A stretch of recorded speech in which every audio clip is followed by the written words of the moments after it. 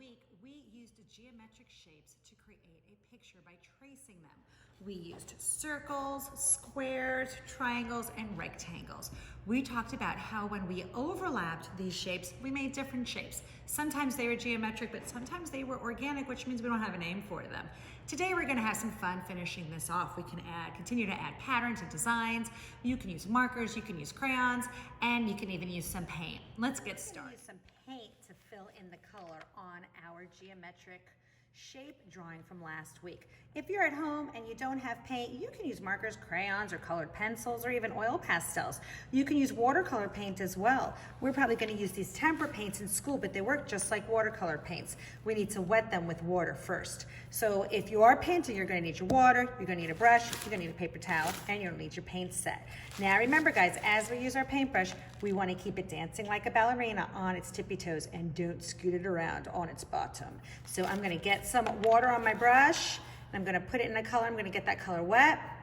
And then what I want you guys to do as you paint, I would like for you to stay inside of the shape with your color. So even though I started with a big triangle here, it is overlapped by the circle. So it made a different shape in here. So I'm gonna paint, but as soon as I hit the line, those green lines, I'm gonna stop. And then I'm gonna change my color so I can see all those different shapes that I created. So I finished that shape with red, and like I said, I stopped when I hit the green line. Now I want to use a different color, so I've got to wash my brush off. I'm going to dry it on my paper towel. Remember, we're not going to smush it in the paper towel. I'm going to hold the paper towel and just dry it so that I'm pulling it. So I'm keeping the bristles or the feet of my ballerina pointed. Those toes are pointed. Now I'm going to do a different color. So I'm going to put my brush in the water. Maybe I'll get some blue. And I'm going to just rub it a little bit, get some blue on there. And I'm going to start to do a different color. But again, I'm going to not go over those lines.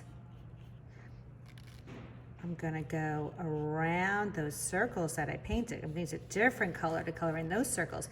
Now, if they're little and you think it's a little hard to do with the paint, you can use markers or crayons or colored pencils. So you can use some materials for different parts of this. You don't have to just use one material. If you really want to use markers for this, you can use markers. If you really want to use crayons, you can use crayons. If you really want to use paint, you can use paint. But I do want you guys to see how I'm working really hard not to cross any lines with my color. So see, I did my blue, but I only went in the shape that was inside of those green and red lines. I didn't do those red circles. Now I can do those red circles a different color. So I'm gonna wash my brush.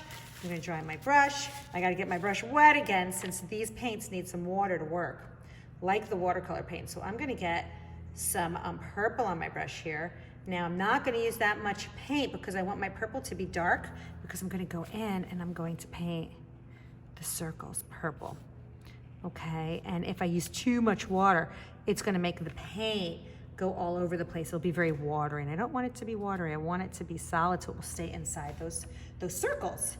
Now I'm gonna wash my brush, get a different color, and I'm gonna keep going until I fill in all the white of my paper. So get your materials and have some fun, and those of you at home, send me a picture. Thanks guys.